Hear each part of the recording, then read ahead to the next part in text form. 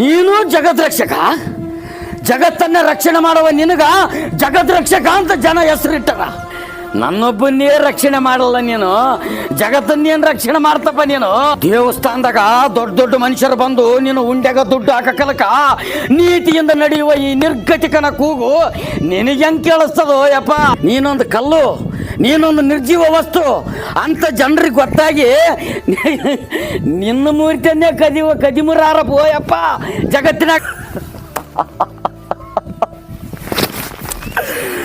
ಪಾ ಇವತ್ತ ಈ ಪ್ರಾಣ ನಿನ್ನ ಮುಂದನೆ ಹೋಗ್ಬೇಕಂತ ಈ ವಿಷ ತಂದಿನೋ ಯಪ್ಪ, ಕಣ್ ತುಂಬ ನೋಡು. ಶ್ಯಾಮಣ್ಣ, ಈ ವಿಷನ ಕುಡಿದು ಈ ಪ್ರಾಣ ನಾನು ನಿನಗ ಒಪ್ಪಿಸ್ತೀನಿ ಯಪ್ಪ. ಶ್ಯಾಮಣ್ಣ, ಏನ್ ಮಾಡಕತ್ತಿ?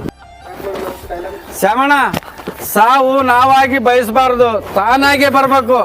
ಸಮಸ್ಯೆ ಕೊಡುವವನು ಅವನೇ, ಸಮಸ್ಯೆ ಬಗೆಹರಿಸುವ ಶಕ್ತಿ ಕೊಡುವವನು ಅವನೇ. ಅಣ್ಣ ಬಿಡೋಣ, ನನ್ನ ಹಣೆ ಬರನೇ ಇಷ್ಟ ಅದ, ನಾನು ಸಾಯ್ತೀನಿ.